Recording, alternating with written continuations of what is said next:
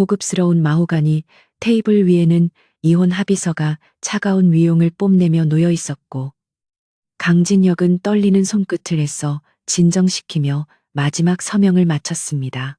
지난 3년이라는 시간 동안 태성그룹의 대릴사위로서 겪어야 했던 수모와 멸시가 주마등처럼 스쳐 지나갔지만 그는 입술을 굳게 다물고 아무런 말도 하지 않았습니다. 맞은편에 앉아있는 한서연은 시종일관 창밖만을 응시하며 그와의 눈맞춤을 철저히 피하고 있었는데 그녀의 차가운 태도는 이미 식어버린 부부관계를 여실히 보여주는 듯했습니다. 서류의 잉크가 마르기도 전에 변호사는 매몰차게 서류를 챙겨 가방에 넣었고 진혁은 이제 남남이 된 아내를 향해 마지막 작별 인사를 건넬 틈조차 얻지 못한 채 자리에서 일어나야만 했습니다.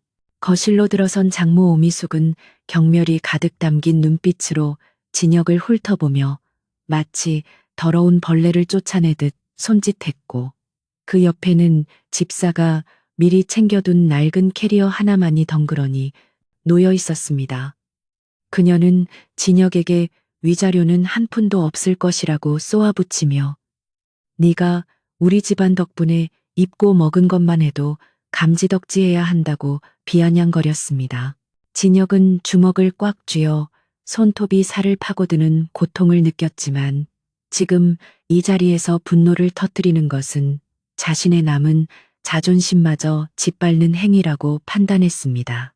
그는 묵묵히 캐리어 손잡이를 잡았고 그 뒷모습을 보며 오미숙은 혀를 차며 주제도 모르는 놈이 감히 우리 딸과 짝이 될 수 있을 거라 생각했냐며 마지막까지 독서를 퍼부어 그의 가슴에 씻을 수 없는 상처를 남겼습니다.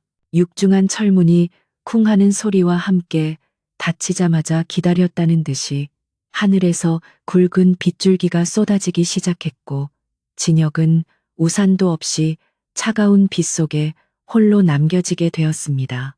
서울의 화려한 야경이 내려다 보이는 평창동 언덕길을 내려오며 그는 빗물과 섞여 흐르는 뜨거운 눈물을 닦아내지 않고 그대로 흘려보냈습니다. 한때는 가족이라고 믿었던 사람들에게 철저히 이용당하고 버려졌다는 배신감보다 자신의 무력함에 대한 분노가 더 크게 치밀어 올랐고 그는 하늘을 원망하듯 고개를 들어 칠흑 같은 어둠을 노려보았습니다. 빗물에 젖어 무거워진 옷가지처럼 그의 마음 또한 천근만근 가라앉고 있었지만 그의 눈동자 깊은 곳에서는 아직 꺼지지 않은 오기와 도끼가 희미하게 타오르며 다시는 이런 취급을 받지 않겠다는 다짐을 되새기고 있었습니다. 버스 정류장의 낡은 유리에 비친 자신의 모습은 초라하기 그지없었으며 주머니를 뒤져보니 나온 것은 구겨진 1,000원짜리 지폐 몇 장과 배터리가 얼마 남지 않은 구형 스마트폰 뿐이었습니다. 당장 오늘 밤 머물 곳조차 마땅치 않은 현실이 뼈저리게 다가왔고 태성그룹이라는 거대한 그늘 아래서 숨죽여 살았던 지난날들이 얼마나 헛된 것이었는지 뼈저리게 후회했습니다. 지나가는 고급 승용차들이 튀기고 간 흙탕물을 뒤집어 쓰면서도 진혁은 피하지 않았고 오히려 그 차가운 감각을 통해 현실을 직시하려 애썼습니다. 세상은 돈과 권력이 없는 자에게는 한없이 가혹하고 냉정하다는 사실을 다시 한번 확인하며 그는 젖은 머리카락을 거칠게 쓸어 넘겼고 이대로 무너질 수는 없다는 강한 생존 본능이 뱃속 깊은 곳에서 꿈틀거리기 시작했습니다. 갑자기 머릿속을 강타하는 듯한 날카로운 이명과 함께 시야가 어지럽게 흔들리기 시작하더니 눈앞에 알 수 없는 푸른빛의 문자들이 허공에 떠오르기 시작했습니다. 진혁은 극도의 스트레스로 인한 환각이라고 생각하며 눈을 비볐지만 빛나는 문자들은 사라지지 않았고 오히려 더욱 선명해지며 기계적인 음성이 뇌리에 직접 울려 퍼졌습니다. 시스템은 그에게 오랜 시간 동안 억눌려 있던 잠재력이 극대화되어 각성 조건을 충족했다고 알리며 투자 본능이 깨어났음을 선언했습니다. 비현실적인 상황에 당황할 겨를도 없이 눈앞에는 최상위 투자 시스템이라는 문구와 함께 현재 자신의 상태창이 게임 화면처럼 펼쳐졌고 진혁은 믿을 수 없는 광경에 입을 다물지 못했습니다. 이것이 신이 내린 마지막 기회인지 아니면 악마의 유혹인지 알 수 없었지만 그는 본능적으로 이것이 자신의 운명을 뒤바꿀 열쇠임을 직감했습니다. 시스템의 안내 음성은 계속해서 이어지며 초심자를 위한 특별 보상으로 시드머니 10억 원이 입금되었다는 메시지와 함께 미래 가치 판단 스킬이 활성화되었다고 통보했습니다. 진혁이 반신반의하며 떨리는 손으로 스마트폰 뱅킹 앱을 실행해 잔고를 확인하자 거짓말처럼 숫자 10 뒤에 수많은 0이 붙어 있는 것을 목격하고 심장이 터질 듯이 요동쳤습니다. 단순히 돈이 들어온 것뿐만 아니라 주변의 사물들을 바라볼 때마다 그것의 현재 가치와 미래 수익률이 수치화되어 보이는 기이한 현상이 나타나기 시작했습니다. 빗물에 젖은 낡은 간판조차도 투자의 관점에서 분석되는 정보들이 눈앞의 데이터처럼 흐르자 진혁은 두려움보다는 전율에 가까운 흥분을 느꼈습니다. 그는 이제 더 이상 태성그룹의 무능한 사위가 아니었으며 세상을 움직일 수 있는 보이지 않는 힘을 손에 쥔 포식자로 다시 태어나고 있었습니다. 진혁은 빗속에서 스마트폰을 꽉 쥐고 멀리 보이는 태성그룹의 본사 사옥을 응시했는데 예전에는 그저 넘을 수 없는 거대한 벽처럼 느껴졌던 건물이 이제는 정복해야 할 목표물로 보였습니다. 시스템이 부여한 능력은 단순히 돈을 버는 수단을 넘어서 자신을 짓밟았던 자들에게 철저한 패배를 안겨줄 무기임을 확신하며 그는 입가에 서늘한 미소를 지었습니다. 비에 젖은 옷은 여전히 차가웠지만 그의 혈관 속을 흐르는 피는 그 어느 때보다 뜨겁게 끓어오르고 있었고 이제부터 시작될 그의 반격은 누구도 예상치 못한 방식으로 전개될 것이었습니다. 그는 천천히 발걸음을 옮겨 어둠 속으로 사라지며 과거의 강진혁을 그 빗속에 영원히 장사 지냈고 내일 아침 해가 뜨면 대한민국은 전혀 다른 존재의 탄생을 목격하게 될 것이라 다짐했습니다. 강진혁은 비에 젖은 옷을 벗어 던지고 고급 비즈니스 호텔의 푹신한 의자에 깊숙이 몸을 파묻은 채 눈앞에 펼쳐진 홀로그램 화면을 응시하고 있었습니다. 시스템이 제공한 시드머니 10억 원은 일반인에게는 평생 만져보기도 힘든 거금이겠지만 태성그룹과 같은 거대 재벌을 상대로 복수를 하기에는 턱없이 부족한 금액이라는 것을 그는 잘 알고 있었습니다.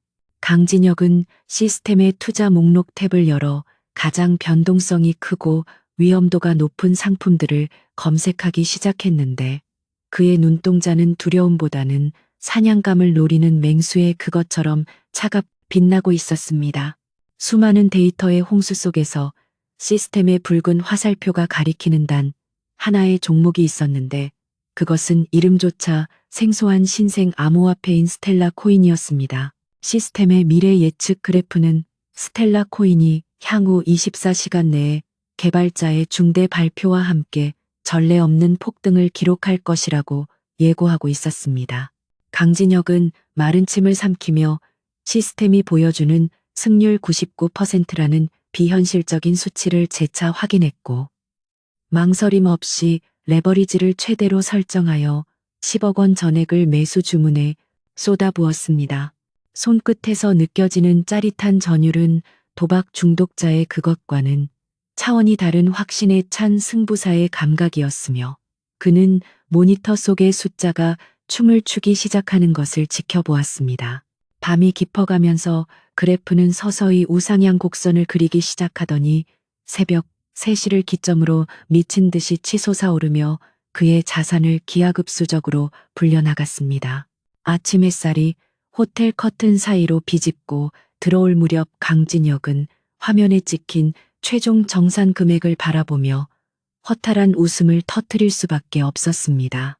하룻밤 사이에 그의 자산은 10억 원에서 시작해 수천억 원이라는 천문학적인 액수로 불어나 있었고 이는 태성그룹의 웬만한 계열사 하나를 통째로 인수할 수 있을 만큼의 막대한 자금력이었습니다.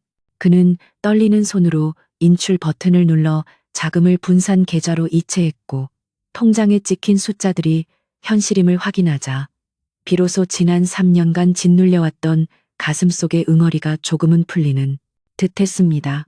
돈이라는 것이 이렇게 쉽게 벌릴 수 있다는 사실에 허무함이 밀려오기도 했지만 그는 곧 냉정을 되찾고 이 힘을 이용해 자신을 멸시했던 자들을 발 아래 무릎 꿇리겠다는 목표를 다시 한번 되새겼습니다. 호텔을 나선 강진혁의 발걸음은 그 어느 때보다 가벼웠고 그는 가장 먼저 강남의 명품거리로 향하여 자신의 초라한 껍데기를 벗어던지기로 결심했습니다. 최고급 남성복 매장에 들어선 그를 직원들은 처음에 남루한 행색만 보고 제지하려 했으나 그가 내민 블랙카드의 위력을 확인하자마자 태도가 180도 돌변하여 허리를 굽혔습니다.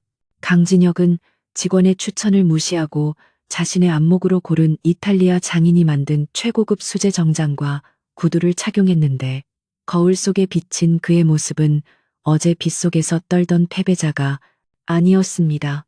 몸에 딱 떨어지는 핏과 고급스러운 원단의 질감은 그의 숨겨져 있던 훤칠한 키와 단단한 체격을 돋보이게 했고 날카로운 눈매와 어우러져 범접할 수 없는 귀족적인 아우라를 뿜어내고 있었습니다.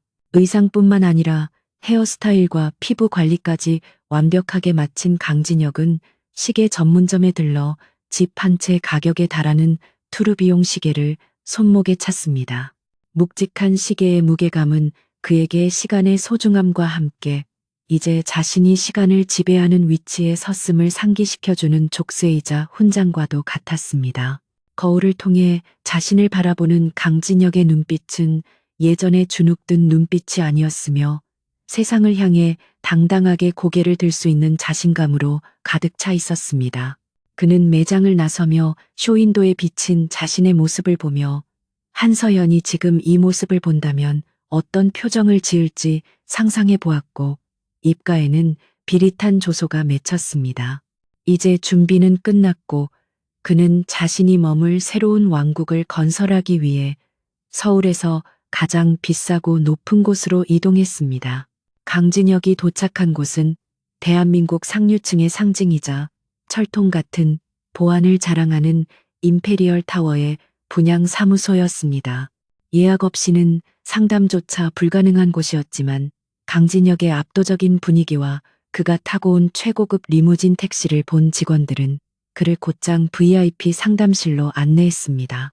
그는 전망이나 평수 따위는 묻지도 않고 가장 꼭대기에 위치한 펜트하우스의 입주 가능 여부만을 물었고 직원은 당황하며 가격이 수백억 원에 달한다고 조심스럽게 언급했습니다. 강진혁은 표정 하나 변하지 않고 즉시 전액 현금으로 지불하겠다고 말하며 계약서를 요구했고 그의 단호한 태도에 직원은 손을 떨며 서류를 준비하러 달려나갔습니다. 계약을 마치고 입주 절차를 밟기 위해 임페리얼 타워의 로비로 들어선 강진혁은 대리석 바닥이 반짝이는 웅장한 홀 중앙에서 익숙하고도 불쾌한 목소리를 듣게 되었습니다. 고개를 돌리자 그곳에는 전 처남인 한민석이 화려한 옷차림의 여자와 함께 서서 거만한 태도로 로비 매니저에게 무언가를 지시하고 있는 모습이 보였습니다. 한민석은 태성그룹의 후계자라는 직함을 달고 있었지만 실상은 무능하고 방탕한 생활을 일삼는 인물로 강진혁을 가장 악랄하게 괴롭혔던 장본인이기도 했습니다. 강진혁은 그를 무시하고 전용 엘리베이터 쪽으로 발걸음을 옮기려 했으나 한민석의 눈이 우연히 그를 포착하고 말았고 의외의 장소에서 마주친 전 매제에 대한 호기심과 경멸이 동시에 그의 얼굴에 떠올랐습니다. 한민석은 여자를 옆에 세워둔 채 성큼성큼 다가와 강진혁의 앞을 가로막으며 비아냥거리는 말투로 네가 여기는 무슨 일로 왔냐며 청소부 면접이라도 보러 온 것이냐고 물었습니다. 그는 강진혁의 달라진 외모를 위아래로 훑어보며 잠시 멈칫하는 듯 했으나 곧바로 짝퉁 명품으로 치장하고 다니니 꼴이 우스우며 이혼하더니 사기꾼이 다 되었다고 조롱했습니다. 강진혁은 한민석의 도발에도 눈 하나 깜짝하지 않고 마치 길가에 있는 돌멩이를 보듯 무심한 눈빛으로 그를 내려다보았습니다.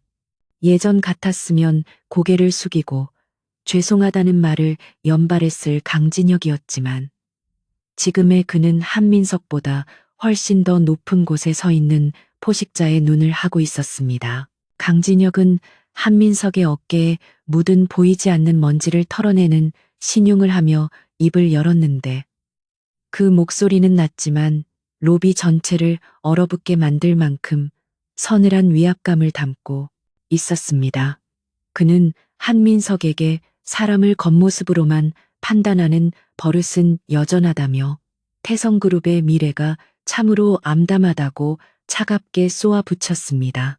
한민석은 예상치 못한 반격에 얼굴이 불그락푸르락해지며 감히 누구 앞에서 훈계질이냐고 소리를 질렀지만 강진혁은 이미 그에게서 흥미를 잃은 듯 등을 돌렸습니다. 주변의 사람들이 웅성거리며 그들의 대화를 주목하기 시작했고 한민석은 공개적인 장소에서 무시당했다는 수치심에 몸을 부들부들 떨었습니다. 그때 로비 매니저가 헐레벌떡 달려와 강진혁에게 90도로 허리를 굽히며 펜트하우스 입주민 전용 카드를 두 손으로 공손히 건넸습니다.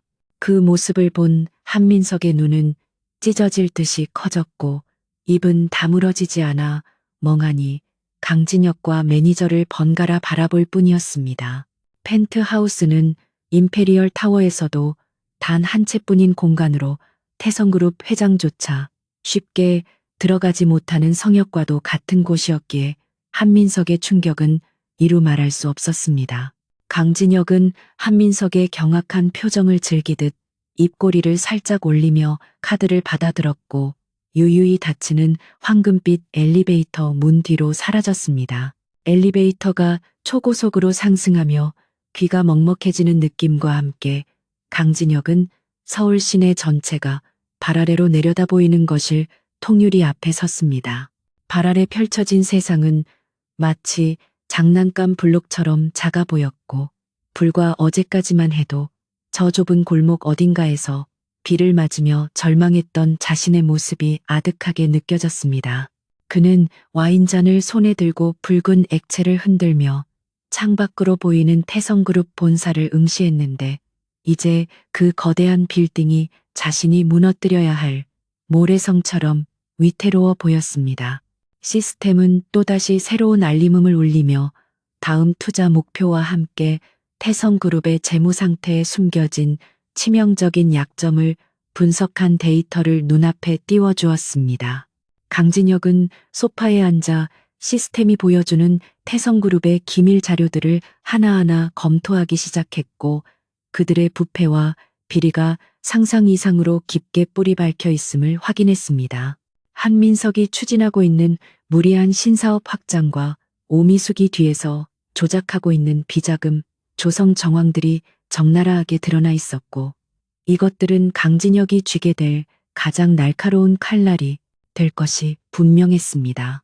그는 당장 이 자료들을 터뜨리기보다는 그들이 가장 행복하고 오만해져 있을 때 절망의 나락으로 떨어뜨리는 것이 진정한 복수라고 생각했습니다.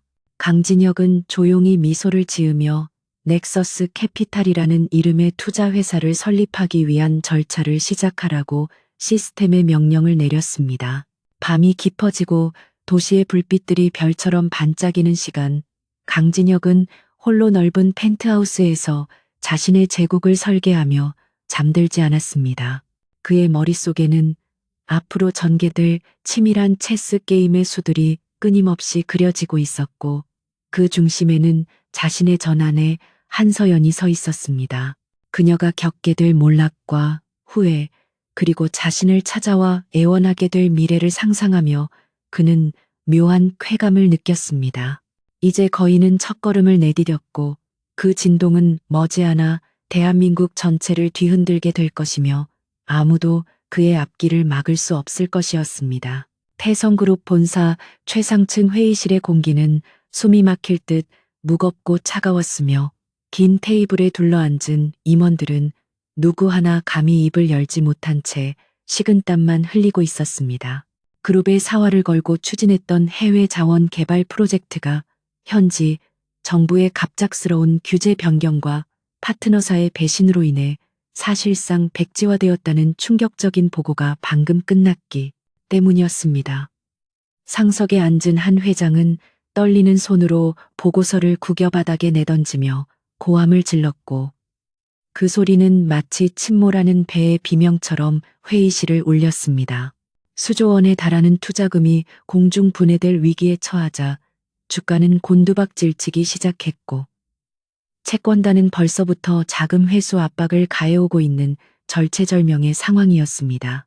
한서연은 창백해진 얼굴로 아버지가 던진 보고서를 바라보며 문득 등골이 서늘해지는 기시감을 느꼈는데 그것은 정확히 1년 전 강진혁이 식사 자리에서 조심스럽게 꺼냈던 경고 때문이었습니다. 당시 진혁은 해당 국가의 정치적 불안정과 파트너사의 재무 구조가 의심스럽다며 투자를 재고해야 한다고 조언했으나 가족들은 그를 쥐뿔도 모르는 놈이 아는 척한다며 면박을 주고 무시했었습니다. 서연은 고개를 세차게 흔들며 그 기억을 떨쳐내렸었고 우연히 맞았을 뿐이라며 애써 그를 깎아내렸지만 가슴 한구석에 피어오르는 불안감과 후회까지는 완전히 지울 수 없었습니다. 그녀는 지금 감상에 젖어 있을 때가 아니라 어떻게든 이 난관을 타개할 자금을 마련해야 한다는 생각에 입술을 깨물며 마음을 다잡았습니다. 한편 강진혁은 여의도의 새로운 랜드마크로 떠오른 넥서스 타워의 회장실에서 멀티 스크린을 통해 태성그룹의 주가 폭락 사태를 실시간으로 지켜보고 있었습니다. 그는 이미 시스템을 통해 이 사태를 예견하고 있었기에 미리 태성그룹의 경쟁사 주식을 매입하고 선물 옵션 시장에서 하락장에 베팅하여 또 한 번 천문학적인 수익을 올린 상태였습니다. 그의 책상 위에는 태성그룹의 자금 흐름도가 붉은색 선으로 복잡하게 얽혀 있었는데 이는 그들이 썩은 동아줄이라도 잡고 싶어 할 만큼 절박한 상황임을 여실히 보여주고 있었습니다. 진혁은 최고급 에스프레소를 한 모금 마시며 쓰러져가는 거인의 모습을 감상했고 이것은 단순한 돈벌이가 아니라 그들의 오만함이 불러온 필연적인 인과응보라고 생각했습니다. 그때 노크 소리와 함께 진혁이 스카우트한 수석 비서인 최 실장이 들어와 두툼한 서류 뭉치를 내려놓으며 태성그룹 측에서 긴급 자금 지원을 요청하는 제안서가 들어왔다고 보고했습니다. 업계에서는 이미 넥서스 캐피탈이 막대한 현금 동원력을 가진 신흥 강자라는 소문이 파다하게 퍼져 있었기에 급한 불을 꺼야 하는 태성그룹으로서는 자존심을 굽히고 손을 내밀 수밖에 없는 상황이었습니다. 진혁은 서류 겉면에 적힌 태성그룹이라는 로고를 손가락으로 톡톡 두드리며 묘한 미소를 지었고 최 실장은 회장의 의중을 파악하려는 듯 긴장한 표정으로 그의 입을 주시했습니다. 진혁은 당장 만나주지는 않겠지만 긍정적으로 검토하고 있다는 애매한 신호를 보내 그들을 희망 고문하라고 지시했습니다. 한서연은 넥서스 캐피탈이라는 곳이 어떤 곳인지 전혀 알지 못한 채 그저 유동성 위기를 해결해 줄 수 있는 유일한 구세주라는 시장의 평가만을 믿고 제안서를 보낸 상태였습니다. 그녀는 하루 종일 시중 은행장들을 만나 대출 연장을 사정했지만 돌아온 것은 냉담한 거절뿐이었고 평소 친하게 지내던 재계 인사들조차 그녀의 연락을 피하기 시작했습니다. 온실 속의 화초처럼 자라온 그녀에게 세상의 냉혹함은 뼈저리게 다가왔고 자신이 누려온 모든 것들이 모래성처럼 무너져 내릴 수 있다는 공포가 엄습해왔습니다. 그녀는 텅 빈 사무실에 홀로 앉아 책상 위에 놓인 가족 사진을 바라보며 한숨을 내쉬었고 문득 자신의 곁을 묵묵히 지켜주던 강진혁의 빈자리가 오늘따라 유난히 크게 빈자리가 보물을 깨기를 겹쳐 느껴졌습니다. 며칠 후 강진혁은 시스템이 추천한 유망 바이오 벤처 기업의 인수를 마무리 짓기 위해 비밀리에 마련된 프라이빗 클럽의 룸에 앉아 있었습니다. 그는 상대방 대표의 기술적 가치를 정확히 꿰뚫어보는 질문들로 그를 압도하며 유리한 조건으로 계약을 성사시켰고, 상대방은 진혁의 통찰력에 혀를 내두르며 감탄했습니다. 계약을 마치고 잠시 휴식을 취하기 위해 룸 밖으로 나온 진혁은 로비에서 낯익은 목소리가 들려와 발걸음을 멈췄는데, 그곳에는 한서연이 술에 취한 채 누군가에게 매달리고 있는 모습이 보였습니다. 그녀는 평소라면 절대 어울리지 않을 저급한 사채업자 풍의 남자에게 고개를 숙이며 자금을 융통해 달라고 애원하고 있었는데, 그 모습은 처량하기 그지없었습니다. 진혁은 기둥 뒤에 몸을 숨긴 채 그 광경을 차갑게 지켜보았는데, 남자는 서연의 미모를 훑어보며 노골적인 수작을 걸고 있었고, 서연은 모욕감을 참아내며 억지 미소를 짓고 있었습니다. 과거의 진혁이었다면 당장 달려가 주먹을 날리고 그녀를 구해냈겠지만, 지금의 그는 그저 냉정한 관찰자로서 그녀가 겪는 수모가 그녀의 선택에 따른 결과임을 되새길 뿐이었습니다. 결국 남자가 무리한 담보를 요구하자 서연은 참지 못하고 자리를 박차고 일어났지만, 비틀거리는 그녀의 뒷모습은 위태로워 보였습니다. 진혁은 씁쓸함과 동시에 묘한 쾌감을 느끼며 다시 룸으로 돌아왔고, 이제 때가 무르익었음을 직감했습니다. 다음 날 넥서스 캐피탈은 태성그룹 측에 정식으로 미팅을 제안한다는 공문을 발송했고, 다만 조건은 회장이 아닌 실무 대리인이 참석한다는 것이었습니다. 태성그룹은 감히 우리를 무시하냐며 분개할 법도 했지만, 당장 내일 부도를 막아야 하는 그들에게는 찬밥 더운 밥 가릴 처지가 아니었기에 즉각적으로 수락 의사를 밝혀왔습니다. 진혁은 최 실장에게 자신은 커튼 뒤에서 지켜볼 테니 전면에 나서서 태성그룹을 압박하라고 지시했고, 특히 담보로 태성그룹의 알짜배기 계열사인 태성물산의 지분을 요구하라고 명령했습니다. 그것은 태성그룹의 심장과도 같은 회사였기에 그들의 반발이 거세겠지만 결국 굴복할 수밖에 없을 것이라는 계산이 서 있었습니다. 마침내 약속된 미팅 날이 밝았고, 한서연은 잔뜩 긴장한 표정으로 넥서스 타워의 웅장한 로비로 들어섰는데, 그곳에 세련되고 압도적인 분위기에 기가 죽는 것을 느꼈습니다. 그녀는 엘리베이터를 타고 고층으로 올라가면서 도대체 넥서스 캐피탈의 실소 유주가 누구이기에 단기간에 이런 제국을 건설했는지 궁금해졌습니다. 회의실에 들어선 그녀는 최 실장과 마주 앉아 협상을 시작했지만, 최 실장은 진혁의 지시대로 한치의 양보도 없는 강경한 태도로 일관했습니다. 서연은 회사의 생존을 위해 자존심을 버리고 애원하다시피 조건을 조율하려 했으나, 최 실장은 차가운 표정으로 이미 결정된 사항이라며 계약서에 서명하지 않으면 투자는 없다고 못 박았습니다. 회의실 한쪽 벽면에 설치된 매직 미러 뒤에서 강진혁은 이 모든 과정을 지켜보며 와인잔을 흔들고 있었는데, 서연의 절박한 표정이 그에게는 최고의 안주였습니다. 그는 서연이 떨리는 손으로 계약서에 서명하는 순간을 놓치지 않고 포착했고, 그 순간 태성그룹의 목줄이 자신의 손에 확실하게 쥐어졌음을 확신했습니다.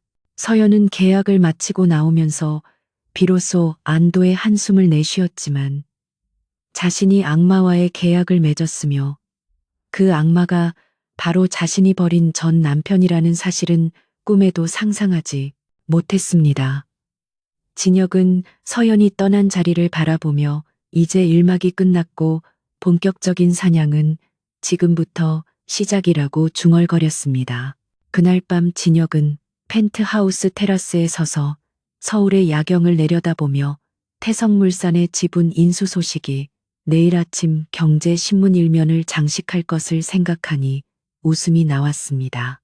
시스템은 이번 거래로 인해 획득하게 될 기대 수익과 영향력을 분석하여 화면에 띄워주었고 그 수치는 상상을 초월하는 것이었습니다.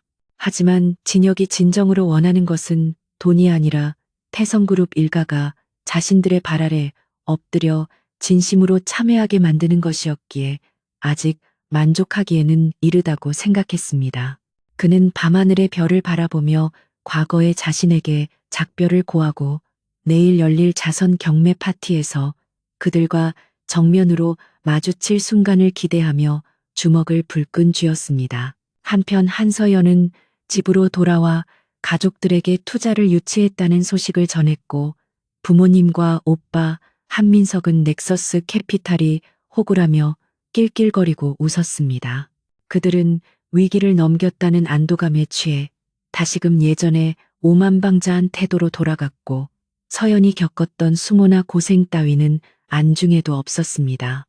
서연은 그런 가족들의 모습에 환멸을 느끼면서도 어쩔 수 없는 혈연의 굴레에 묶여 쓴웃음을 지을 수밖에 없었습니다. 그녀는 방으로 들어와 침대에 쓰러지듯 누웠고 문득 낮에 넥서스 캐피탈 회의실에서 느꼈던 묘한 시선이 떠올라 잠을 이룰 수 없었습니다. 다음 날 아침 강진혁은 완벽하게 세팅된 모습으로 거울 앞에 섰고 오늘은 넥서스 캐피탈의 회장으로서 공식 석상에 데뷔하는 날이자 태성그룹 사람들에게 자신의 존재를 각인시킬 날이었습니다. 그는 최고급 턱시도를 차려입고 머리를 정갈하게 빗어 넘겼으며 눈빛에는 한치의 흔들림도 없는 자신감이 서려 있었습니다. 리무진에 오르는 그의 뒤로 수행원들이 도열하여 허리를 굽혔고 그는 차창 밖으로 스쳐 지나가는 풍경을 바라보며 전장에 나가는 장수의 비장함을 느꼈습니다. 이제 곧 세상은 강진혁이라는 이름 세 글자를 똑똑히 기억하게 될 것이며 그 시작은 화려하고도 충격적일 것이라고 그는 확신했습니다. 경매 파티장은 대한민국 정재계의 거물들이 모이는 사교의 장이었고 태성그룹 일가 또한 빠짐없이 참석하여 건재함을 과시하려 들 것이 뻔했습니다. 진혁은 파티장 입구에 도착하여 쏟아지는 플래시 세례를 받으며 레드카펫을 밟았고 그의 등장에 장내의 모든 시선이 집중되는 것을 느꼈습니다. 아직 그의 정체를 모르는 사람들은 저 젊고 매력적인 남자가 누구인지 수군거렸고 진혁은 여유로운 미소를 띠며 행사장 안으로 들어섰습니다.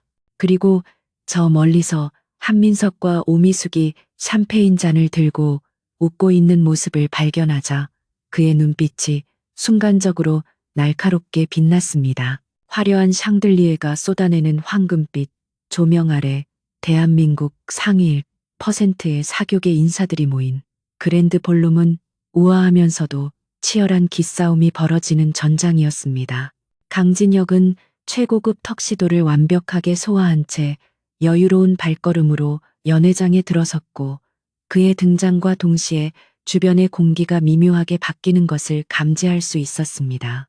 사람들은 낯설지만 압도적인 귀족적 아우라를 풍기는 그 젊은 남자가 누구인지 궁금해하며 샴페인 잔을 든 손을 멈추고 시선을 고정했습니다. 진혁은 쏟아지는 시선을 즐기듯 은은한 미소를 머금고 있었지만 그의 눈동자는 사냥감을 찾는 맹수처럼 날카롭게 번뜩이며 연회장 구석에 모여있는 태성그룹 일가를 정확하게 조준하고 있었습니다. 한민석은 어머니 오미숙과 함께 다른 기업 회장들에게 아부를 떨며 건재함을 과시하려 애쓰던 중 낯익은 실루엣을 발견하고 자신의 눈을 의심했습니다. 분명 며칠 전 빗속으로 쫓겨났던 그 초라한 매제가 머리부터 발끝까지 명품으로 휘감은 채 파티장 중앙을 가로지르고 있었기 때문이었습니다. 한민석은 순간적으로 그가 훔친 돈으로 치장을 했거나 신분을 위조해 잠입했을 것이라고 단정 짓고는 끓어오르는 분노를 참지 못한 채 성큼성큼 다가갔습니다. 그는 주변 사람들의 시선 따위는 아랑곳하지 않고 진혁의 앞을 가로막으며 초대장도 없는 주제에 여기가 어디라고 기어들어왔냐며 경비원을 부르겠다고 으름장을 놓았습니다. 강진혁은 눈앞에서 침을 튀기며 소리치는 한민석을 마치 철없는 어린아이를 대하듯 싸늘한 눈빛으로 내려다보며 샴페인 한 모금을 우아하게 삼켰습니다. 그는 당황하거나 위축되는 기색 없이 오히려 한민석에게 목소리를 낮추라며 교양 없는 행동이 태성그룹의 격을 떨어뜨리고 있다는 사실을 모르냐고 비꼬았습니다. 진혁의 태연한 반응에 더욱 격분한 한민석은 삿대질을 하며 내 놈이 콩밥을 먹어야 정신을 차리겠냐고 고래고래 소리를 질러 주변 사람들의 이목을 집중시켰습니다. 연 회장은 순식간에 찬물을 끼얹은 듯 조용해졌고 사람들은 태성그룹 후계자가 낯선 남자와 벌이는 소란을 흥미진진한 표정으로 지켜보며 수군거리기 시작했습니다. 그때 소란을 감지한 호텔 지배인과 보안 요원들이 급하게 달려왔고 한민석은 의기양양한 표정으로 당장 이 불청객을 끌어내라며 소리쳤습니다. 하지만 지배인은 한민석의 명령을 무시한 채 강진혁에게 다가가 90도로 허리를 숙이며 불편을 들여 죄송하다는 말을 연발했습니다. 한민석과 오미숙은 믿을 수 없는 광경에 입을 다물지 못했고 주변에 있던 하객들 또한 웅성거리며 강진혁의 정체에 대해 더욱 큰 호기심을 보였습니다. 진혁은 지배인에게 가볍게 손짓하며 괜찮다는 신호를 보냈고 멍하니 서 있는 한민석을 향해 비웃음을 날리며 자리를 옮겨 그들에게 씻을 수 없는 굴욕감을 안겨주었습니다. 잠시 후 장내의 조명이 어두워지고 무대 위로 스포트라이트가 쏟아지며 오늘의 하이라이트인 자선 경매가 시작된다는 사회자의 안내 방송이 흘러나왔습니다. 오미숙은 방금 전에 수모를 만회하고 싶다는 욕망과 함께 태성그룹이 여전히 건재하다는 것을 보여주기 위해 이번 경매에서 가장 비싼 물건을 반드시 낙찰받아야 한다고 아들에게 속삭였습니다. 그녀의 탐욕스러운 눈빛은 오늘 경매의 메인 아이템인 푸른 눈물이라는 이름의 희귀 사파이어 목걸이에 고정되어 있었습니다. 한서연은 무리한 지출을 걱정하며 말리려 했지만 이미 자존심에 상처를 입은 오미숙과 한민석의 귀에는 아무런 말도 들리지 않았습니다. 경매가 시작되고 초반에 자잘한 물품들이 낙찰된 후 마침내 영롱한 푸른빛을 발산하는 사파이어 목걸이가 무대 중앙에 등장하자 장내에는 탄성이 터져나왔습니다. 경매사가 시작가를 부르자마자 한민석은 보란듯이 팻말을 높이 들어 올리며 공격적인 금액을 제시해 기선을 제압하려 했습니다. 경쟁자들이 하나둘씩 포기하자 한민석은 승리감에 도취되어 득에양양한 표정으로 주변을 둘러보았으나 그 순간 강진혁이 조용히 팻말을 들어 올렸습니다. 경매사는 흥분된 목소리로 새로운 입찰자가 나타났음을 알렸고 전광판의 숫자는 한민석이 제시한 금액의 2배로 껑충 뛰어올라 장내를 충격에 빠뜨렸습니다. 한민석은 이를 악물고 다시 금액을 올렸지만 강진혁은 마치 장난감 가게에서 물건을 고르듯 망설임 없이 계속해서 더 높은 금액을 불렀습니다. 가격은 이미 시장 가치를 훨씬 넘어선 수준까지 치솟았고 한민석의 이마에는 식은땀이 송골송골 맺히기 시작했습니다. 넥서스 캐피탈에서 빌린 자금은 회사를 살리기 위한 생명줄이었기에 함부로 낭비해서는 안 되는 돈이었지만 여기서 물러선다면 강진혁에게 졌다는 패배감을 견딜 수 없을 것 같았습니다. 오미숙 또한 옆에서 아들의 팔을 꼬집으며 무조건 이겨야 한다고 부추겼고 한민석은 이성을 잃고 떨리는 목소리로 감당할 수 없는 금액을 외쳤습니다. 순간 강진혁은 팻말을 내려놓으며 여유로운 미소를 지었고 사람들은 그가 포기한 것이라고 생각했지만 그것은 착각이었습니다. 그는 경매사를 향해 손가락 3개를 펴보이며 30억 원이라는 천문학적인 금액을 불렀고 장내는 찬물을 끼얹은 듯 정적에 휩싸였습니다. 한민석은 다리가 풀려 자리에 주저앉을 뻔했고 더 이상 입찰할 자금도 배짱도 남아있지 않은 상태였습니다. 경매사는 떨리는 목소리로 3번의 카운트를 외친 후 낙찰봉을 두드렸고 승자는 강진혁으로 결정되었습니다. 그리고 이어진 사회자의 소개 멘트는 한민석과 오미숙 그리고 한서연의 심장을 멈추게 만들기에 충분했습니다. 사회자는 마이크를 잡고 오늘의 최고가 낙찰자는 최근 여의도에 혜성처럼 등장한 투자 전문 기업 넥서스 캐피탈의 강진혁 회장님이라고 소개했습니다. 넥서스 캐피탈이라는 이름이 호명되는 순간 한서연의 얼굴은 백지장처럼 하얗게 질렸고 며칠 전 자신이 계약서에 서명했던 그 회사의 주인이 바로 전 남편이라는 사실에 현기증을 느꼈습니다. 태성그룹의 목줄을 쥐고 있는 채권자가 바로 자신들이 쫓아낸 사위였다는 충격적인 진실 앞에 오미숙은 입을 뻐끔거릴 뿐 아무런 말도 하지 못했습니다. 사람들의 박수갈채를 받으며 무대 위로 올라가는 강진혁의 뒷모습은 그들에게 거대한 산처럼 짓누르는 압박감으로 다가왔습니다. 강진혁은 마이크 앞에 서서 트로피처럼 목걸이를 들어 보이며 짧지만 강렬한 수상 소감을 남겼는데 그 말 한마디 한마디가 비수처럼 태성그룹 일가에게 꽂혔습니다. 그는 진정한 가치는 거치장에 있는 것이 아니라 그 사람의 내면과 능력에 달려 있으며 눈앞의 보석보다 사람을 볼 줄 아는 안목이 중요하다고 담담하게 말했습니다. 청중들은 그의 말에 깊은 감명을 받아 환호했지만 그것이 자신들을 향한 조롱임을 알아챈 한민석은 수치심에 얼굴이 붉게 달아올라 고개를 들 수 없었습니다. 강진혁은 무대에서 내려오며 한서연과 눈이 마주쳤지만 그 눈빛에는 예전에 따뜻했던 애정은 온데간데 없고 오직 차가운 경멸만이 담겨 있었습니다.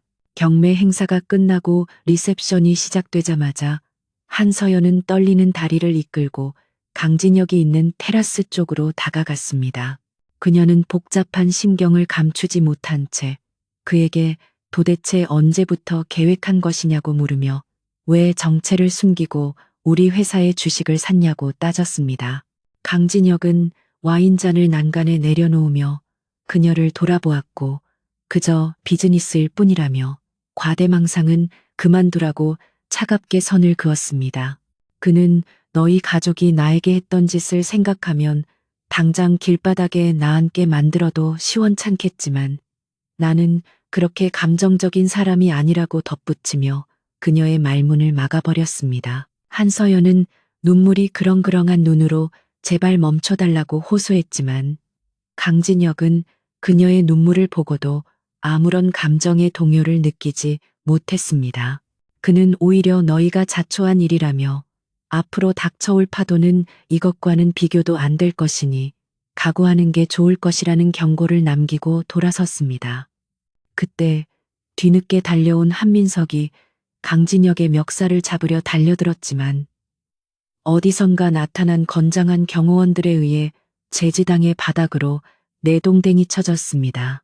파티장에 있던 수많은 사람들의 시선이 그 추태에 집중되었고 태성그룹 후계자의 몰락은 실시간으로 사람들의 입방아에 오르내리기 시작했습니다. 강진혁은 쓰러진 한민석을 벌레 보듯 내려다보며 옷매무새를 다듬었고 경호원들에게 소란스럽지 않게 처리하라고 지시한 뒤 유유히 파티장을 빠져나갔습니다. 로비로 나온 그는 방금 낙찰받은 30억 원짜리 목걸이를 수행비서에게 던져주며 적당한 곳에 기부하거나 처분하라고 무심하게 명령했습니다.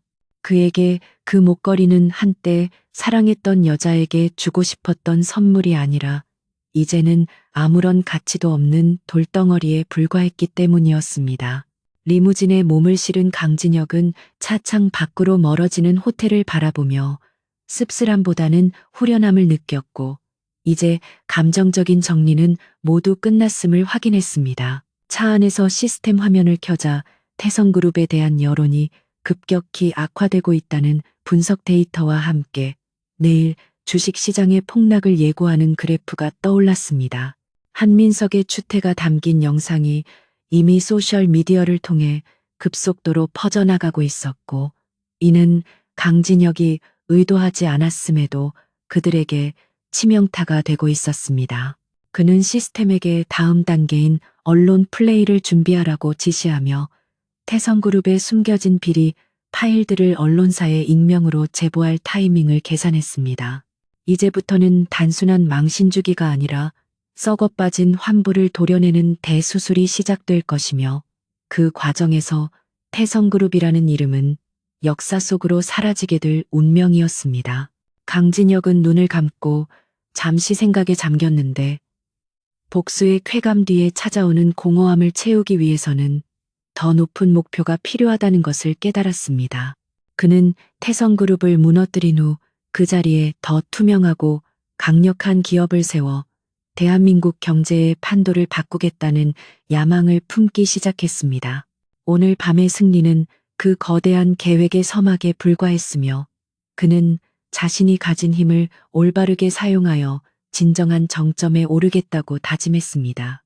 차가운 도시의 밤 공기를 가르며 질주하는 리무진 속에서 새로운 제왕의 탄생을 알리는 서곡이 조용히 울려 퍼지고 있었습니다. 태성그룹 본가 저택의 거실에는 깨진 도자기, 파편들이 널려 있었고, 술 냄새와 함께 지독한 패배감이 감돌고 있었는데, 이는 한민석이 경매 파티에서의 굴욕을 참지 못하고 난동을 부린 흔적이었습니다. 오미숙은 소파에 깊숙이 파묻혀 도끼에 찬 눈으로 허공을 노려보며 이대로 강진혁에게 당하고만 있을 수는 없다고 이를 갈았습니다. 그녀는 아들의 어깨를 감싸주며 정면 승부로 이길 수 없다면 놈의 가장 강력한 무기인 돈줄과 신용을 끊어버리면 그만이라고 섬뜩하게 속삭였습니다. 그녀가 구상한 계획은 어둠의 경로를 통해 넥서스 캐피탈의 자금 출처가 불법 도박 자금이나 마약 카르텔과 연루되어 있다는 가짜 뉴스를 퍼뜨려 그를 사회적으로 매장시키는 것이었습니다. 한민석은 어머니의 제안에 비열한 미소를 지으며 즉시 평소 알고 지내던 뒷골목의 정보, 브로커와 부패한 언론사 부장들에게 연락을 취하기 시작했습니다. 그들은 막대한 현금을 대가로 강진혁을 파렴치한 사기꾼으로 둔갑시킬 시나리오를 짜맞추었고, 그 내용은 일반 대중들이 분노할 만한 자극적인 요소들로 가득 채워졌습니다. 그날 밤 태성그룹의 비자금 계좌에서 거액의 돈이 여러 차례에 걸쳐 유령 회사들의 계좌로 흘러들어갔고, 이는 강진혁을 향한 더러운 칼날을 연마하는 비용이었습니다.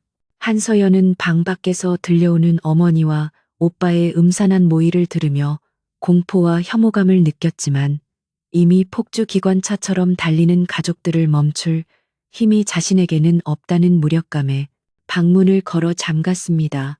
다음 날 아침이 밝자마자 인터넷 포털 사이트와 주요 언론사의 헤드라인은 넥서스 캐피탈 강진혁 회장의 불법 자금 의혹이라는 기사로 도배되기 시작했습니다. 기사 내용은 교묘하게 조작된 증거 사진과 익명의 제보자 인터뷰를 인용하여 강진혁이 해외 범죄 조직의 자금 세탁책이라는 소설 같은 이야기를 사실인 양 보도하고 있었습니다. 대중들은 자극적인 뉴스에 즉각적으로 반응하여 강진혁을 향한 비난의 댓글을 쏟아냈고, 넥서스 캐피탈의 홈페이지는 접속 폭주로 마비될 지경에 이르렀습니다. 방송사들은 앞다투어 전문가라는 사람들을 불러 강진혁의 범죄 가능성을 분석하며 여론 재판을 주도했고, 하루아침에 그는 젊은 성공 신화의 주인공에서 희대의 범죄자로 추락할 위기에 처했습니다. 넥서스 타워의 회장실에서는 최 실장을 비롯한 임직원들이 사색이 되어 대책 회의를 소집하느라 분주하게 움직이고 있었지만, 정작 당사자인 강진혁은 평온한 표정으로 차를 마시고 있었습니다. 그는 이미 시스템의 위기 감지 기능을 통해 태성그룹이 언론 플레이를 할 것이라는 사실을 예측하고 있었으며, 오히려 그들이 덫에 걸려들기를 기다리고 있었기 때문이었습니다. 시스템은 현재 유포되고 있는 가짜 뉴스들의 진원지와 자금 흐름을 실시간으로 추적하여 시각화된 데이터로 보여주고 있었고, 강진혁의 눈에는 그 모든 연결고리가 투명하게 들여다 보였습니다. 그는 당황하는 직원들을 진정시키며 지금의 소라는 곧 잠잠해질 것이니 섣불리 대응하지 말고 공식적인 해명 자료만 준비해두라고 차분하게 지시했습니다. 강진혁은 책상 위에 띄워진 홀로그램 지도를 조작하여 가짜 뉴스를 최초로 유포한 IP 주소와 태성그룹 재무팀의 비밀 서버를 해킹하여 확보한 송금 내역을 대조해 보았습니다. 놀랍게도 그들이 여론 조작을 위해 사용한 자금은 태성그룹이 하청업체들에게 지급해야 할 대금을 빼돌려 조성한 비자금이라는 사실이 명백하게 드러나 있었습니다. 이것은 단순히 강진혁 개인에 대한 명예훼손을 넘어 횡령과 배임 그리고 금융실명제법 위반에 해당하는 중범죄였으며 그들이 스스로 파놓은 무덤이었습니다. 강진혁은 이 결정적인 증거들을 하나도 빠짐없이 수집하여 암호화된 파일로 저장했고, 이것이 터지는 순간 태성그룹은 재기가 불가능할 정도로 산산조각 날 것임을 확신했습니다. 한편 한서연은 회사 로비에서 마주친 직원들이 수군거리는 소리를 들으며 얼굴이 화끈거리는 것을 참을 수가 없었는데, 그들은 강진혁이 억울하게 누명을 쓴 것 같다는 이야기를 조심스럽게 나누고 있었습니다. 그녀는 자신의 가족들이 벌인 일이 얼마나 추악하고 비겁한 짓인지 뼈저리게 느끼며 회장실로 달려가 아버지와 오빠에게 지금이라도 멈춰야 한다고 소리쳤습니다. 하지만 한 회장과 한민석은 오히려 넥서스 캐피탈의 주가가 폭락하고 있으니 이제 곧 우리가 헐값에 그 회사를 집어삼킬 수 있을 것이라며 광기 어린 웃음을 터뜨릴 뿐이었습니다. 한서연은 괴물이 되어버린 가족들의 모습에 절망하며 그 자리에 주저앉았고, 자신이 사랑했던 강진혁을 지키지 못하고 오히려 그를 사지로 몰아넣는 공범이 되었다는 죄책감에 눈물을 흘렸습니다. 여론이 최악으로 치닫고 있을 무렵 강진혁은 시스템이 추천한 강직한 성품의 특수부 검사에게 비밀리에 연락을 취해 만남을 주선했습니다. 어두운 지하 주차장에서 만난 검사는 재벌 저격수라는 별명을 가진 인물로 강진혁이 내민 USB를 받아들고 내용을 확인하자마자 경악을 금치 못했습니다. 그 안에는 태성그룹이 지난 10년간 저질러온 온갖 불법 행위와 이번 여론 조작 사건의 전모가 담긴 녹취록과 장부 사본이 고스란히 들어 있었기 때문이었습니다. 강진혁은 검사에게 이 자료를 언제 터뜨려야 가장 효과적일지 조언하며 다가오는 태성그룹의 주주총회 날을 디데이로 잡자고 제안했습니다. 검사가 떠난 후 강진혁은 다시 사무실로 돌아와 창밖을 내려다보았는데, 거리의 전광판에서는 여전히 자신을 비난하는 뉴스 특보가 흘러나오고 있었습니다. 하지만 그는 이제 더 이상 그 소음들이 거슬리지 않았고, 오히려 태성그룹이 승리에 도취되어 방심하고 있을 지금이 가장 위험한 순간임을 상기했습니다.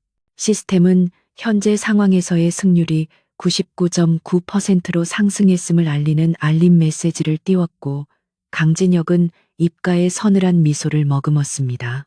그들은 강진혁을 사냥했다고 믿고 있겠지만 사실은 사냥꾼이 쳐놓은 거미줄에 걸려 허우적대고 있는 나약한 먹잇감에 불과했습니다. 태성그룹 일가는 강진혁이 아무런 반박도 하지 않고 침묵을 지키자 그가 겁을 먹고 도망칠 준비를 하고 있다고 착각하며 축배를 들 준비를 했습니다.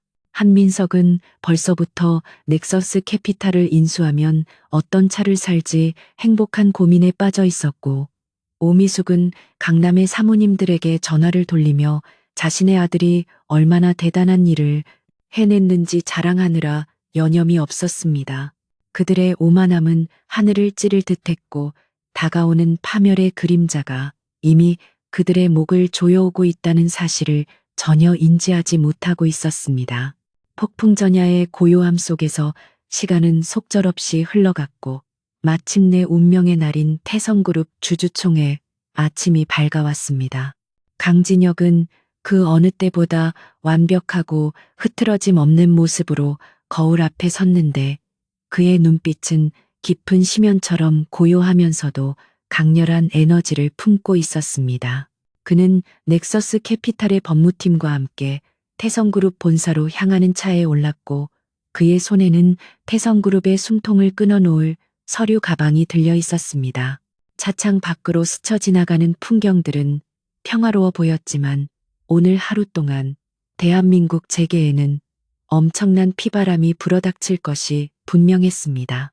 강진혁은 한서연의 얼굴을 떠올리며 그녀가 받게 될 상처를 생각하자 잠시 마음이 흔들렸지만 이내 마음을 다잡으며 이것이 그녀를 위해서도 필요한 과정이라고 스스로를 합리화했습니다. 태성그룹 본사 앞은 주주총회를 취재하기 위해 몰려든 기자들로 인산인해를 이루고 있었고 강진혁의 차량이 등장하자 플래시가 번개처럼 터졌습니다.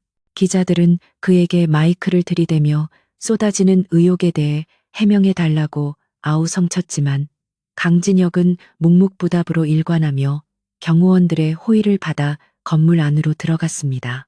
그의 당당한 태도에 기자들은 당황하며 웅성거렸고 그 모습은 마치 개선 장군이 적진으로 들어가는 듯한 비장함마저 느껴졌습니다. 로비에서 그를 기다리고 있던 태성그룹 직원들은 그를 범죄자 취급하며 싸늘한 시선을 보냈지만 강진혁은 눈 하나 깜짝하지 않고 엘리베이터에 올랐습니다. 회의장 입구에서 한민석이 팔짱을 낀 채 거만한 표정으로 강진혁을 기다리고 있었는데 그는 강진혁을 보자마자 비열한 웃음을 흘리며 다가왔습니다. 그는 여기가 어디라고 감히 기어오냐며 당장 무릎 꿇고 빌면 감옥에 가는 것만은 막아주겠다고 조롱 섞인 제안을 던졌습니다. 하지만 강진혁은 한민석의 귓가에 다가가 나지막한 목소리로 감옥에 갈 사람은 내가 아니라 바로 너라고 속삭였습니다. 한민석의 표정이 일순간 굳어졌지만 강진혁은 이미 그를 지나쳐 회의장 문을 활짝 열어젖혔고 그 안에는 수많은 주주들과 임원들이 긴장된 표정으로 앉아 있었습니다. 강진혁의 등장에 회의장은 순식간에 술렁거리기 시작했고 단상에 앉아있던 한 회장의 얼굴은 분노로 붉게 달아올랐습니다. 강진혁은 주주들에게 정중하게 인사를 한 뒤 당당하게 마이크를 잡고 자신이 오늘 이 자리에 선 이유는 태성그룹의 미래를 위해 중대한 제안을 하기 위해서라고 선언했습니다. 그의 목소리는 확성기를 통해 회의장 구석구석까지 울려 퍼졌고 그 힘있는 어조의 사람들은 압도되어 숨소리조차 내지 못했습니다. 한 회장은 보안 요원을 부르라고 소리쳤지만 강진혁은 침착하게 빔 프로젝터를 연결했고 스크린에는 태성그룹의 치부가 담긴 첫 번째 슬라이드가 띄워졌습니다. 스크린에 나타난 것은 한민석이 유령 회사를 통해 비자금을 조성한 구체적인 내역과 그 돈이 언론 조작에 사용되었다는 증거들이었습니다. 회의장은 충격과 경악의 도가니에 빠졌고 주주들은 믿을 수 없다는 듯 웅성거리며 한 회장과 한민석을 향해 해명을 요구하기 시작했습니다. 한민석은 사색이 되어 그건 조작된 자료라고 소리쳤지만 강진혁은 눈 하나 깜짝하지 않고 다음 슬라이드를 넘겼고 거기에는 더 충격적인 내용들이 담겨 있었습니다. 그것은 바로 한 회장이 지난 수십 년간 저질러온 탈세와 정경유착의 증거들이었고 이는 태성그룹의 존립 자체를 뒤흔들 수 있는 핵폭탄급 정보였습니다. 강진혁은 혼란에 빠진 회의장을 바라보며 이것이 바로 당신들이 믿고 따랐던 오너 일가의 추악한 민낯이라고 차갑게 일갈했습니다. 한서연은 구석자리에 앉아 이 모든 광경을 지켜보며 손으로 입을 틀어막고 흐느꼈지만 이미 엎질러진 물을 주워 담을 수는 없었습니다. 강진혁의 시선이 잠시 그녀에게 머물렀다가 다시 정면을 향했고 그의 눈빛에는 더 이상 망설임이나 자비는 존재하지 않았습니다. 이제 심판의 시간이 도래했고 태성그룹이라는 거대한 제국은 모래성처럼 무너져 내릴 준비를 마쳤습니다. 주주총회장은 순식간에 아수라장으로 변해버렸고 대형 스크린에 띄워진 적나라한 증거 자료들은 참석한 모든 이들의 시야를 가득 채우며 태성그룹의 도덕성을 송두리째 무너뜨리고 있었습니다. 주주들은 격앙된 목소리로 한 회장의 해명을 요구하며 단상 앞으로 몰려들었고 당황한 보안 요원들이 그들을 저지하려 했지만 분노한 군중의 기세를 막기에는 역부족이었습니다. 한 회장은 믿었던 최측근 임원들마저 고개를 돌리고 자신을 외면하자 다리에 힘이 풀려 의자에 주저앉았고 가슴을 움켜쥐며 거친 숨을 몰아쉬었습니다. 강진혁은 이 모든 혼란 속에서도 홀로 태풍의 눈처럼 고요하게 서서 무너져가는 왕국을 지켜보았는데 그의 눈빛은 승리감보다는 서늘한 심판자의 그것에 더 가까웠습니다. 그때 굳게 닫혀있던 회의장 뒷문이 거칠게 열리며 정장 차림의 특수부 검사들과 수십 명의 수사관들이 들이닥쳤고 그들의 손에는 체포 영장이 들려 있었습니다. 검찰의 등장에 장내는 일순간 정적에 휩싸였고 카메라 플래시만이 쉴 새 없이 터지며 역사적인 순간을 기록하기에 바빴습니다. 선두의 선검사는 단상으로 성큼성큼 걸어 올라가 한 회장과 한민석에게 특정 경제범죄, 가중처벌 등에 관한 법률 위반 및 횡령배임 혐의로 체포영장이 발부되었음을 알렸습니다. 한민석은 억울하다며 고래고래 소리를 질렀고 변호사를 부르라고 발악했지만 수사관들은 가차없이 그의 손목에 차가운 은팔찌를 채웠습니다. 오미숙은 아들이 수갑을 차는 모습을 보고 이성을 잃고 달려들어 수사관의 팔을 물어뜯으려 했지만 여경들에 의해 제지당하며 바닥으로 내동댕이 쳐졌습니다. 그녀는 바닥에 주저앉아 대성통곡하며 우리 집안이 어떤 집안인데 감히 이런 짓을 하냐고 저주를 퍼부었지만 그 모습은 위험 있는 재벌 사모님이 아니라 시정자빼와 다를 바 없는 추한 몰골이었습니다. 한서연은 구석에서 입을 막은 채 흐느끼며 이 비극적인 광경을 지켜볼 수밖에 없었고 자신의 가족이 지은 죄의 무게가 실감이 나지 않는 듯 공포에 질린 눈동자로 강진혁을 응시했습니다. 그녀는 강진혁이 왜 그토록 차갑게 변했는지 이제야 뼈저리게 이해할 수 있었지만 되돌리기에는 너무 늦어버린 뒤였습니다. 강진혁은 소란스러운 체포 현장을 뒤로하고 주머니에서 스마트폰을 꺼내 시스템 어플리케이션을 실행시켰고 화면에는 태성그룹 주가 폭락이라는 붉은색 경고 문구가 전멸하고 있었습니다.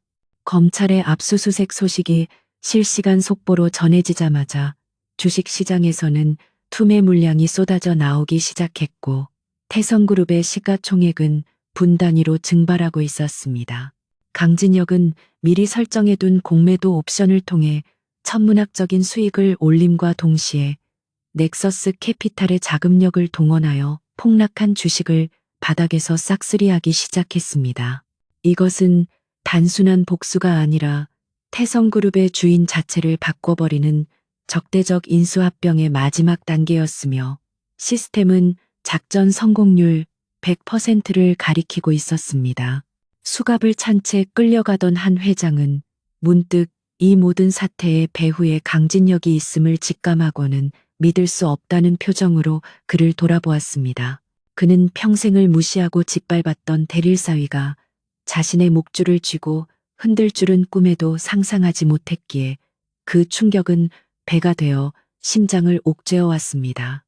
한 회장은 체면도 자존심도 모두 버리고 수사관들에게 잠시만 시간을 달라고 애원한 뒤 떨리는 목소리로 강진혁을 불렀습니다. 그는 늙고 병든 자신을 봐서라도 제발 한 번만 자비를 베풀어 달라고 호소하며 눈물을 흘렸지만 그것은 진정한 반성이 아닌 악어의 눈물에 불과했습니다. 강진혁은 천천히 발걸음을 옮겨 한 회장 앞으로 다가갔고 그의 그림자가 늙은 회장의 얼굴 위로 짙게 드리워졌습니다. 그는 한 회장의 눈을 똑바로 응시하며 3년 전 당신들이 나에게 했던 말들을 기억하냐고 나지막이 물었습니다.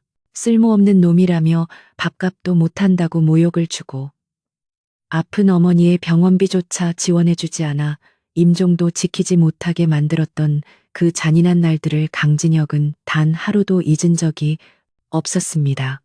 한 회장은 강진혁의 서슬퍼런 눈빛에 압도되어 아무런 말도 하지 못하고 입술만 달싹거렸고 과거의 업보가 부메랑이 되어 돌아왔음을 뼈저리게 느꼈습니다. 옆에서 울부짖던 오미숙은 강진혁의 바지가랑이를 잡고 매달리며 그래도 우리는 한때 가족이지 않았냐며 제발 민석이만이라도 살려달라고 비굴하게 빌기 시작했습니다. 그녀는 콧물과 눈물로 범벅이 된 얼굴로 네가 원한다면 서연이와 다시 재결합을 시켜주겠다느니 내 전 재산을 주겠다느니 하며 횡설수설했습니다. 하지만 강진혁은 더러운 것을 털어내듯 다리를 빼내며 가족이라는 단어를 그 더러운 입에 올리지 말라고 차갑게 일갈했습니다. 그는 당신들이 생각하는 가족은 필요할 때만 이용하고 쓸모없어지면 가차없이 버리는 도구에 불과하지 않냐며 당신들의 그 썩어빠진 가치관이 오늘 당신들을 파멸로 이끈 것이라고 쏘아붙였습니다. 한민석은 수갑을 찬 손으로 바닥을 치며 분통을 터뜨렸지만 이제 와서 후회해본들 달라지는 것은 아무것도 없었습니다. 그는 강진혁을 향해 네가 사람이냐며 어떻게 이렇게까지 잔인할 수 있냐고 악을 썼지만 강진혁은 눈 하나 깜짝하지 않았습니다. 강진혁은 오히려 너희들이 나에게 보여준 잔인함에 비하면 이것은 신사적인 처사라며 감옥에서 평생 죗값을 치르며 반성하라고 냉정하게 말했습니다. 수사관들은 더 이상 지체할 수 없다며 한민석과 오미숙을 강제로 일으켜 세웠고 그들은 처절한 비명과 함께 회의장 밖으로 끌려나갔습니다. 가족들이 모두 끌려가고 텅 빈 회의장에는 무거운 침묵만이 감돌았고 한서연은 망연자실한 표정으로 바닥에 주저앉아 있었습니다. 강진혁은 그녀에게 다가가 손수건을 건네는 대신 차가운 시선으로 그녀를 내려다보며 이제 태성그룹은 역사 속으로 사라질 것이라고 통보했습니다. 한서연은 고개를 들어 눈물 젖은 눈으로 그를 바라보았고 그 눈빛 속에는 원망과 미안함 그리고 되돌릴 수 없는 사랑에 대한 미련이 복잡하게 뒤섞여 있었습니다. 그녀는 자신이 그토록 무시했던 남자가 이제는 닿을 수 없는 곳에 서 있는 거인이 되었음을 인정할 수밖에 없었고 그 현실이 너무나도 가혹하게 느껴졌습니다. 강진혁은 단상으로 다시 올라가 마이크를 잡고 혼란에 빠진 주주들과 임직원들을 향해 중대 발표를 시작했습니다. 그는 넥서스 캐피탈이 태성그룹의 최대 주주가 되었음을 공식적으로 선언하며 부패한 경영진을 전원 해임하고 투명한 경영을 통해 회사를 정상화시키겠다고 약속했습니다. 주주들은 처음에는 당황했지만 강진혁의 확신에 찬 목소리와 구체적인 비전 제시에 하나둘씩 고개를 끄덕이며 박수를 보내기 시작했습니다. 그 박수 소리는 태성그룹이라는 낡은 시대의 종말과 넥서스 그룹이라는 새로운 제국의 탄생을 알리는 서막과도 같았습니다. 회의가 끝나고 밖으로 나온 강진혁은 쏟아지는 햇살을 받으며 깊은 숨을 들이마셨는데 가슴 한구석을 짓누르던 무거운 돌덩이가 사라진 듯한 해방감을 느꼈습니다. 시스템은 복수 퀘스트가 완료되었음을 알리는 경쾌한 알림음과 함께 막대한 경험치와 보상을 지급했다는 메시지를 띄웠습니다. 강진혁은 홀로그램 화면을 허공에 띄워 완료된 퀘스트 목록을 확인하며 씁쓸한 미소를 지었는데 복수의 끝은 생각보다 달콤하지도 그렇다고 허무하지도 않은 묘한 기분이었습니다.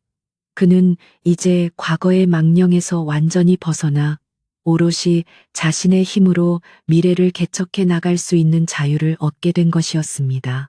그때 최 실장이 다가와 태성그룹의 채권단이 면담을 요청해 왔다고 보고했고 강진혁은 고개를 끄덕이며 바로 이동하겠다고 답했습니다. 그는 이제 쫓기는 자가 아니라 쫓는 자의 위치에서 세상을 호령하게 될 것이며 그 누구도 자신의 앞길을 막을 수 없을 것이라는 자신감에 차 있었습니다. 강진혁은 대기하고 있던 리무진에 올라타며 차창 밖으로 보이는 서울의 풍경을 감상했는데 모든 것이 새롭게 느껴졌습니다. 빌딩 숲 사이로 불어오는 바람조차 그를 환영하는 듯했고 그는 이제 진정한 왕좌에 앉을 준비를 마쳤습니다. 차 안에서 강진혁은 태성그룹의 사명을 넥서스 인더스트리로 변경하고 기존의 불합리한 구조를 대대적으로 개혁하는 구조 조정안을 검토하기 시작했습니다. 그는 자신과 같은 억울한 피해자가 다시는 생기지 않도록 능력 중심의 인사 제도를 도입하고 사회 공헌 활동을 대폭 확대하여 기업의 사회적 책임을 다할 생각이었습니다. 이것은 단순한 기업 운영이 아니라 자신이 겪었던 고통을 세상에 되돌려주지 않겠다는 그만의 다짐이자 철학이었습니다. 강진혁의 손끝에서 새로운 기업의 청사진이 그려지고 있었고 그것은 대한민국 경제에 신선한 충격을 주게 될 혁신의 시작이었습니다. 해가 저물어가고 도시에 하나둘씩 불이 켜질 무렵 강진혁은 펜트하우스로 돌아와 테라스에 섰습니다. 그는 와인잔을 기울이며 저 멀리 보이는 구치소 쪽을 바라보았는데 그곳에는 지금쯤 차가운 독방에서 절망에 빠져 있을 한민석과 오미숙 그리고 한 회장이 있을 것이었습니다. 강진혁은 그들에게 마지막 건배를 제의하며 입가에 묻은 와인을 닦아냈고 이제 그들은 자신의 기억 속에서 영원히 지워질 존재들이었습니다. 그는 뒤를 돌아 넓은 거실을 바라보았고 비록 텅 비어 있었지만 그 공허함은 곧 새로운 희망과 도전들로 채워질 것임을 알고 있었습니다. 강진혁은 시스템 창을 열어 다음 목표를 설정했는데 그것은 단순히 돈을 버는 것을 넘어 세계 최고의 투자 그룹을 건설하여 글로벌 경제를 움직이는 것이었습니다. 그의 야망은 끝이 없었고 그를 도와줄 시스템과 막대한 자본, 그리고 무엇보다도 시련을 통해 단단해진 강철 같은 멘탈이 그를 지탱하고 있었습니다. 밤하늘의 별들이 유난히 밝게 빛나고 있었고 강진혁은 그 별들을 향해 손을 뻗으며 자신의 미래를 거머쥐듯 주먹을 꽉 쥐었습니다. 이제 진정한 전설은 여기서부터 시작될 것이며 세상은 강진혁이라는 이름을 영원히 기억하게 될 것이라고 그는 확신했습니다. 계절이 2번 바뀌고 차가웠던 겨울바람이 물러간 서울의 거리는 어느새 벚꽃이 흩날리는 따스한 봄 기운으로 가득 차 있었습니다.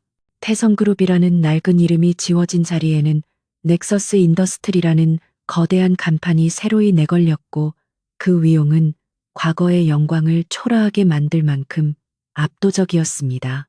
강진혁은 새롭게 리모델링된 회장 집무실에서 통유리 너머로 분주하게 움직이는 도심을 내려다보며 지난 1년간의 숨가빴던 변화를 되새기고 있었습니다.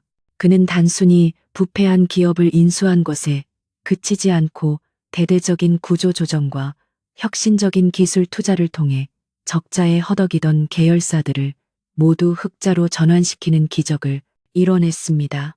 업계 사람들은 그를 두고 미다스의 손이라 칭송했지만 강진혁에게 그것은 기적이 아니라 철저한 데이터 분석과 시스템의 예지 능력이 만들어낸 필연적인 결과일 뿐이었습니다.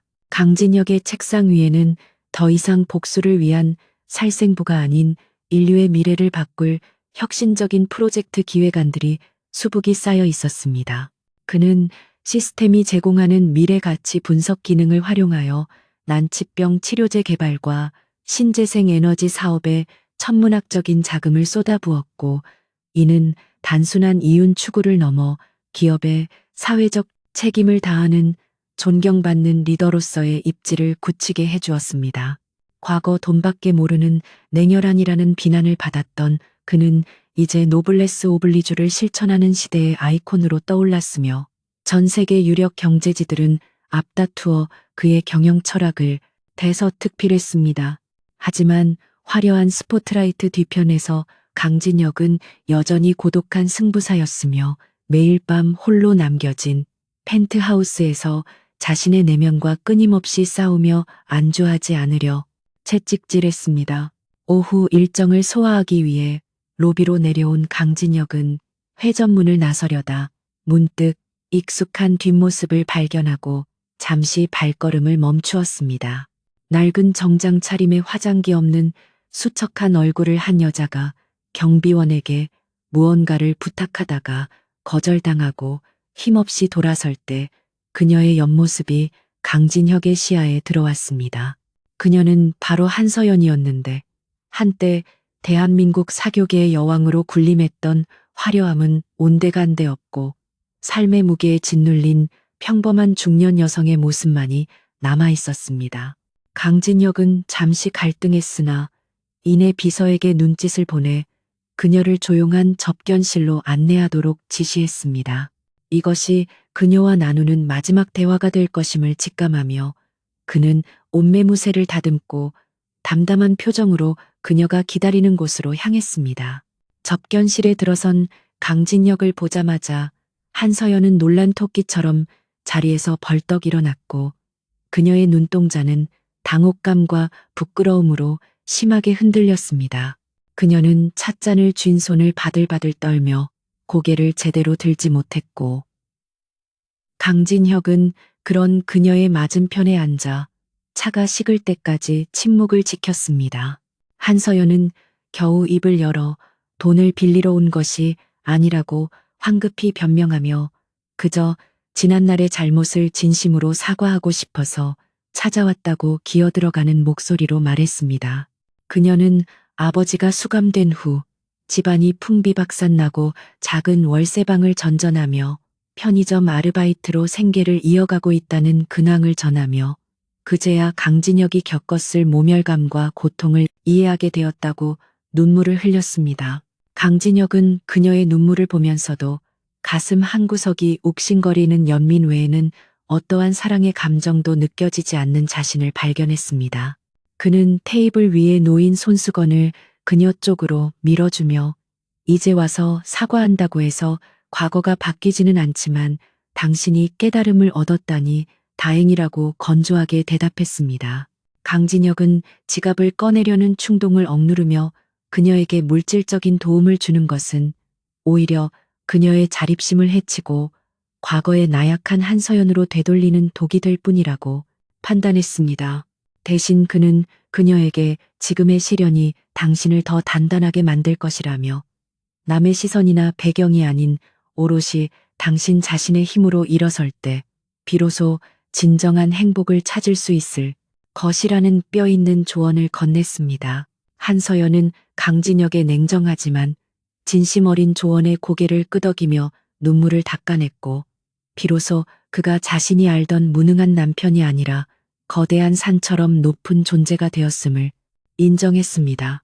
그녀는 자리에서 일어나 깊이 허리를 숙여 작별 인사를 했고 돌아서는 그녀의 어깨는 들어올 때보다 한결 가벼워 보였습니다. 강진혁은 창가에 서서 그녀가 건물을 빠져나가 인파 속으로 사라질 때까지 그 뒷모습을 지켜보았고 마침내 과거라는 긴 터널을 완전히 빠져나왔음을 느꼈습니다. 그들의 인연은 악연으로 끝을 맺었지만 그 끝맺음이 서로에게 새로운 시작을 위한 밑거름이 되기를 그는 마음속으로 조용히 빌어주었습니다. 다시 집무실로 돌아온 강진혁은 시스템으로부터 태성그룹 인수합병 프로젝트가 완벽하게 종료되었다는 최종 알림 메시지를 받았습니다. 시스템은 그에게 억만장자라는 칭호를 넘어 세계 경제를 움직이는 마스터라는 새로운 등급을 부여했고 이제부터는 제한 없이 모든 투자 정보를 열람할 수 있는 권한이 해금되었습니다. 하지만 강진혁은 기쁨에 환호하는 대신 차분하게 눈을 감고 자신이 걸어온 길을 되돌아보며 이 거대한 힘을 어떻게 사용하는 것이 옳은지 깊은 사색에 잠겼습니다. 돈은 더 이상 그에게 목적이 아닌 수단에 불과했으며 그는 이 힘을 이용해 세상을 더 나은 곳으로 만드는 진정한 의미의 군주가 되기로 결심했습니다. 해질녘 강진혁은 수행원들을 물리치고 홀로 서울의 랜드마크가 된 넥서스 타워의 최상층 전망대에 올랐습니다. 발 아래 펼쳐진 도시는 붉은 노을에 물들어 황금빛으로 빛나고 있었고 수많은 자동차의 불빛들이 마치 그에게 경의를 표하는 촛불처럼 일렁거렸습니다. 강진혁은 난간에 기대어 불어오는 바람을 맞으며 3년 전 빗속에서 처량하게 쫓겨나던 자신의 모습을 떠올렸고 그때의 절망이 지금의 영광을 만든 가장 큰 원동력자 스승이었음을 깨달았습니다. 그는 이제 누구의 사위도 누구의 남편도 아닌 오직 강진혁이라는 이름 석자로 세상의 중심에 우뚝 서 있었고 그 고독함마저도 즐길 준비가 되어 있었습니다. 하늘에는 어느새 어둠이 내려앉고 별들이 하나둘씩 모습을 드러내기 시작했는데 강진혁은 그중 가장 밝게 빛나는 별을 바라보며 돌아가신 부모님을 생각했습니다. 못난 아들이 뒤늦게나마 성공한 모습을 하늘에서라도 지켜보시고 기뻐하시기를 바라는 마음으로 그는 가슴 깊은 곳에서 우러나오는 뜨거운 숨을 토해냈습니다. 시스템은 그의 시선이 머무는 곳마다 새로운 기회와 가능성을 데이터로 보여주고 있었지만 강진혁은 이제 시스템에 의존하지 않고 자신의 직관과 신념으로 미래를 그려나갈 자신이 있었습니다. 그는 진정한 시스템의 각성은 외부의 힘이 아니라 자신의 내면에서 일어나는 의지의 변화임을 깨달았던 것입니다. 강진혁은 전망대에서 내려와 다시 현실의 세계로 발걸음을 옮기며 내일 예정된 글로벌 파트너들과의 회담 내용을 머릿속으로 정리했습니다. 그의 앞길에는 여전히 수많은 도전과 시련이 기다리고 있겠지만 그는 더 이상 두려워하거나 피하지 않고 정면으로 맞서 싸울 것입니다. 그는 넥서스 인더스트리를 이끌고 대한민국을 넘어 세계 최고의 기업을 만들겠다는 원대한 포부를 가슴에 품었고 그의 눈빛은 그 어느 때보다 강렬하게 타올랐습니다. 어둠 속에서도 빛을 잃지 않는 등대처럼 강진혁은 혼탁한 세상에서 자신만의 길을 개척해 나가는 선구자가 될 것이었습니다. 이야기는 여기서 끝이 나지만 강진혁의 전설은 이제 막 첫 페이지를 넘겼을 뿐이며 그의 행보는 역사의 길이 남을 신화가 되어 후세에 전해질 것입니다. 그는 한때 무시받던 사위였고 이혼남이었으며 실패자였지만 시련을 딛고 일어서 스스로 운명을 개척한 위대한 승리자로 기억될 것입니다.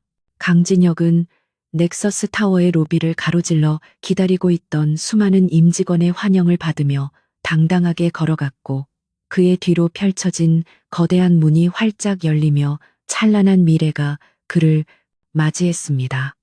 이제 세상은 그를 강진혁 회장이라 부를 것이며 그는 그 이름에 걸맞은 무게를 짊어지고 영원히 전진할 것입니다.